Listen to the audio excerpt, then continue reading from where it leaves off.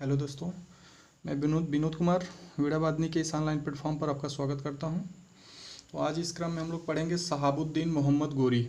शहाबुद्दीन मोहम्मद गोरी के बारे में पढ़ेंगे। तो सबसे पहले ये जान लीजिए कि शहाबुद्दीन मोहम्मद गोरी कैसे, वो मोहम्मद गोरी कहाँ से था, क्या था, पहले उसके बारे में, फिर डिटेल हम लोग भारत में कैसे कैसे आक्रमण किया उसके बारे में पढ़ेंगे। तो देखिए, जब यहाँ से महमूद गजनवी जो है गजनी से आया, भारत की तरफ पूरा लूट उट करके जो है गया, उसके 3 साल बाद महमूद गजनवी की मृत्यु हो जाती है। मृत्यु हो जाने के बाद उसके 2 लड़के थे, एक मसूद और एक महमूद। तो मसूद महमूद में दोनों में जो है मसूद और मोहम्मद था, मसूद और मोहम्मद था, और दोनों में आपस में लड़ाई होती है। तो मोहम्मद हार जाता है। तो कहा जाता है कि मसूद ने उसकी आंखें तक निकलवा लिया था और पूरा अकेला शासन किया पूरे साम्राज्य, गजनी साम्राज्य पर।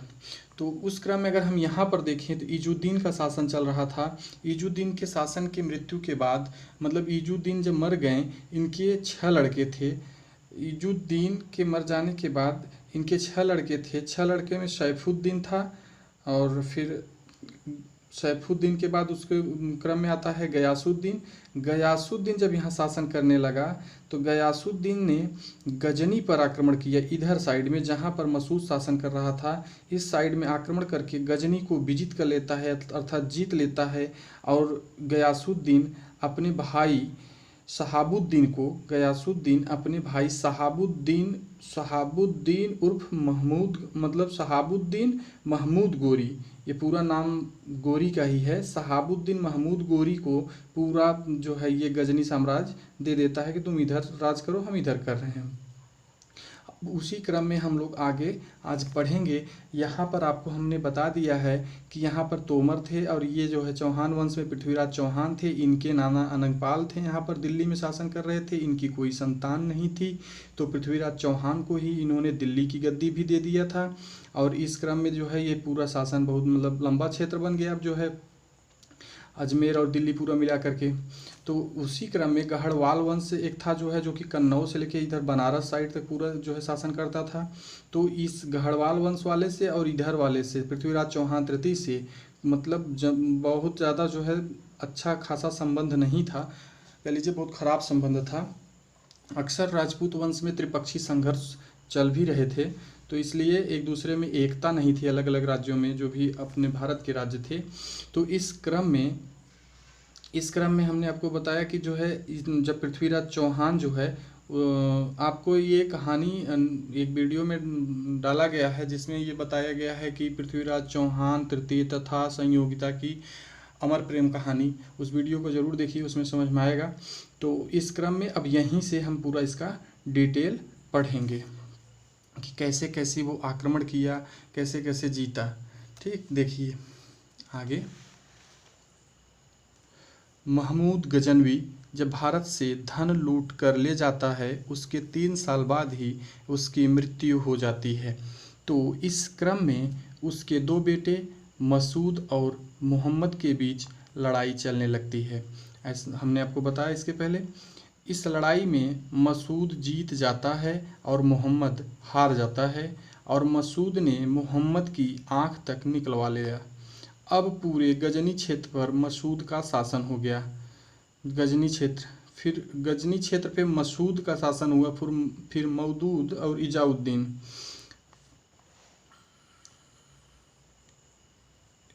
तो गौर क्षेत्र में प्रशासन चला रहा था।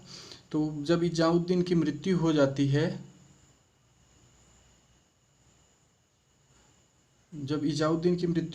तो उसके 6 लड़के थे, उसके 6 पुत्र थे, उसके जो है 6 पुत्र थे। उसमें सैफुद्दीन, और उसके बाद गयासुद्दीन आता है। गयासुद्दीन का भाई जो था वो था गजनी, ये शहाबुद्दीन मोहम्मद गोरी उसका गयासुद्दीन का भाई था। तो गयासुद्दीन जो था ये जो है गजनी साम्राज्य पर जो है ये इनका तो प्रदेश था गौर प्रदेश। अब ये जो है गजनी में जाकर के गजनी पर आक्रमण करके गजनी को जो है विजित कर लेता है, और अपने भाई शहाबुद्दीन मोहम्मद गोरी को जो है, मोहम्मद गोरी को वो वाला राज्य गजनी वाला दे देता है कि तुम यहाँ शासन करो। फिर इस क्रम में आ जाते हैं आपके शहाबुद्दीन मोहम्मद या मोहम्मद गोरी। तो संसवानी वंश के नाम से वो जाना गया, जो गौर प्रदेश में था। संस्थापक उसके थे कुतुबुद्दीन हसन। संसवानी वंश के संस्थापक कुतुबुद्दीन हसन। उस क्रम में आएंगे आगे तो शहाबुद्दीन मोहम्मद गोरी। शहाबुद्दीन मोहम्मद गोरी, हमको इसी के बारे में डिटेल पढ़ना है क्योंकि हमारी परीक्षाओं में यही ज़्यादा यहीं से आता है। इसका जो टारगेट था, इसका जो लक्ष्य था, क्या लक्ष्य था या क्या उद्देश्य था शहाबुद्दीन मोहम्मद गोरी का, इसका उद्देश्य था मुस्लिम राज्य की स्थापना करना। जैसा कि आपको पिछले वीडियो में आप देखे हैं कि महमूद गजनवी का जो लक्ष्य था वो केवल यहाँ से धन की प्राप्ति करना, मतलब लूट करना, और इसका लक्ष्य था मुस्लिम राज्य की स्थापना करना। तो इसने पहली बार प्रथम आक्रमण 1175 ईस्वी में मुल्तान में किया। मुल्तान देख लीजिए आप मैप पे कहाँ है, मुल्तान यहाँ है, जो कि इस समय वर्तमान स्थिति पाकिस्तान की है। 1175 में प्रथम आक्रमण करता है मुल्तान पर। फिर इसके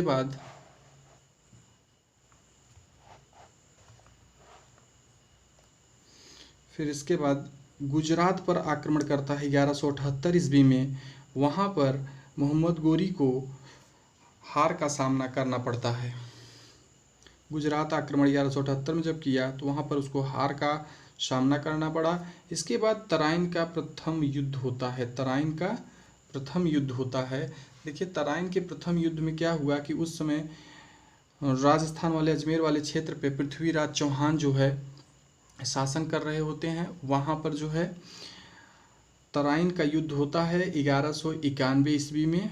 78 के बाद 3 साल बाद 1191 ईस्वी में प्रथम तराइन युद्ध जो है हुआ, जिसमें मोहम्मद गोरी और पृथ्वीराज चौहान के बीच ये युद्ध हुआ था। पृथ्वीराज चौहान और मोहम्मद गोरी के बीच तराइन का प्रथम युद्ध हुआ, जिसमें मोहम्मद गोरी को हार मिल गई और पृथ्वीराज चौहान को जीत मिली। पृथ्वीराज चौहान उस युद्ध में जीत गए, पहले युद्ध में। फिर इसके बाद अब इस क्रम में हमने आपको एक चीज़ बताया था, थोड़ा सा ध्यान दीजिएगा। कुछ इतिहासकारों के द्वारा ये बताया गया है कि राजा जयचंद जो थे इसका सपोर्ट कर दिए थे, जो है शहाबुद्दीन मोहम्मद गोरी का। उसका रीज़न यही था कि जब पृथ्वीराज चौहान इनकी बेटी संयोगिता को इनके स्वयंवर से उठा ले गए थे, फिर उनसे शादी कर लिए थे, तो वो जो है इनसे और ज़्यादा खफा हो गए थे। इस वजह से बदला लेने के जो है फेर में ये इससे जो है जा कर के मिल गए, मतलब शहाबुद्दीन मोहम्मद गोरी से, और इनको जो है तराइन के द्वितीय युद्ध में हार का सामना करना पड़ा, हार का मुख देखना पड़ा। देखिए तो फिर इसके बाद द्वितीय तराइन युद्ध 1192 ईस्वी में गोरी की जीत होती है और पृथ्वीराज चौहान की हार हो जाती है। मोहम्मद गोरी की जीत इस प्रकार हो गई कि जब जयचंद की पूरी सेना लग गई और उधर की उसका जो भी थे सैनिक जो है वो सारे लग गए, तो फिर कमज़ोर पड़ने लगा पृथ्वीराज चौहान का जो है वंश। अब ये जो है हार जाते हैं, उसमें पृथ्वीराज चौहान की हार हो जाती है। फिर इसके बाद हम देखते हैं कि बहुत इम्पोर्टेंट है ये टॉपिक। यहीं से तराइन के द्वितीय युद्ध से जो ही मुस्लिम सत्ता का स्थापना हो जाता है। तो देखिए तराइन का द्वितीय युद्ध इतिहास की दृष्टि से इसलिए महत्वपूर्ण हो जाता है कि यहीं से भारत में मुस्लिम सत्ता की स्थापना हो जाती है। गोरी को भारत में मुस्लिम का संस्थापक कहा जाता है। अब इसके बाद फिर क्या हुआ कि चंदावर का युद्ध हुआ 1194 ईस्वी में। 1194 ईस्वी में गोरी की जीत और जयचंद की हार। देखिए अब क्या हुआ कि जब आपस में फूट हो गई तो बाहरी मजा ले गया। तो इसमें जब भारतीय राजाओं या शासकों में जो है जब फूट हो गई, जैसे अब पृथ्वीराज चौहान तृतीय और जयचंद के बीच जो है टकराव हो गया, ईगो फंस गया, तो उस वैसे में जो है अब जब पृथ्वीराज चौहान हार गए तो वो उनकी पूरी जितनी थी जो है साम्राज्य की, मतलब जितना साम्राज्य था उस पे पूरा जो है मोहम्मद गोरी का जो है शासन हो गया, अब सारी सेना उसके साथ हो गई। फिर जब उसकी सेना, उसकी भी जो सेना थी वो भी, और प्लस जो यहाँ पर विजित किया उस सेना को अपनी सेना बना लिया। फिर वो सेना बनाने के बाद जब उसके पास ढेर सारी सेना हो गई तो फिर चंदावर के युद्ध होता है, उसमें जयचंद को हार का सामना करना पड़ता है। इतिहास से हमें ये जानकारी ज़रूर मिलती है कि कहीं न कहीं कितना भी जो है आपस में किसी बात को लेकर के कुछ दिक्कत हो, लेकिन जब बाहरी आदमी आता है तो हम लोगों को एकजुट हो जाना चाहिए। यही है इतिहास, इतिहास दोहराता है। अब देखिए, फिर उसने कन्नौज पर आक्रमण किया, कन्नौज को जीत भी लिया। कन्नौज विजय के बाद मोहम्मद गोरी ने सिक्कों पर देवी लक्ष्मी की आकृति बनवाई। बहुत ही इम्पोर्टेंट प्रश्न है, मोस्ट इम्पोर्टेंट प्रश्न है कि पूछा जाता है कि किस आक्रमणकारी ने या किस शासक ने यहाँ पर जो है देवी लक्ष्मी की आकृति वाली जो है सिक्का या मुद्रा चलाया। तो ये हो जाएगा आपका मोहम्मद गोरी। सिक्कों पर देवी लक्ष्मी की आकृति बनवाई तथा दूसरी तरफ अरबी भाषा में कलमा भी लिखवाया। देखिए, इसको जनरली ऐसे समझ लीजिए कि जब वो इधर एकाएक सब विजिट किया सटासट, तो फिर इसमें हुआ क्या कि वो ये चाहता था कि यहाँ देवी लक्ष्मी की जो है सिक्का अगर हम चलाएंगे तो लोग स्वीकार भी करेंगे और हमें राजा के रूप में भी स्वीकार करेंगे या शासक के रूप में भी स्वीकार करेंगे। उनको ये लगेगा कि बहुत कुछ नहीं बदला है, केवल बस दूसरा कोई गद्दी ले लिया है, बस यही इसीलिए ऐसा किया। लेकिन वास्तविकता तो कुछ और थी, सब कुछ बदल दिया था। गोरी अंतिम बार भारत 1205 में लौट कर आया। 1206 में वापस गौ लौटने के क्रम में उसकी हत्या 15 मार्च 1206 ईस्वी में खक्खर जातियों द्वारा कर दिया गया। देखिए, ध्यान दीजिएगा, गोरी क्या करता था, यहाँ पर जो है इसका गजनी वाला भी क्षेत्र था, ये अपने मतलब अपने भी जो मूल स्थान था वहाँ भी आया जाया करता था। जैसे कह लीजिए कि दो दो जगह राज चलाने लगा।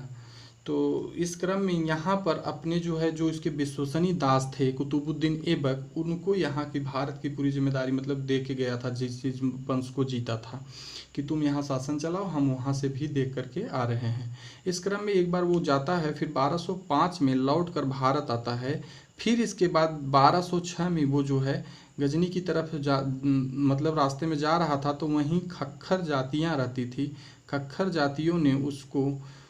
खक्खर जातियों के द्वारा उसको मार दिया गया 15 मार्च 1206 ईस्वी में। बहुत ही मोस्ट इम्पॉर्टेंट ये भी जो है पॉइंट है, 15 मार्च 1206 ईस्वी में खक्खर जातियों ने उसको मार दिया।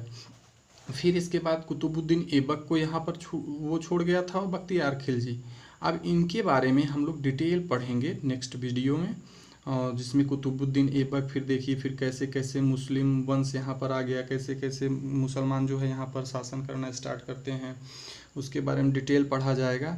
तो उस क्रम में हम लोग जो है सल्तनत काल पढ़ेंगे, और अगला वीडियो भी जो है इसी प्रकार से बेहतरीन ही होगा कहानी के रूप में।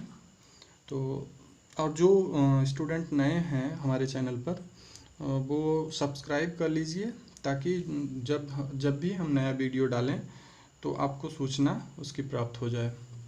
बहुत बहुत धन्यवाद।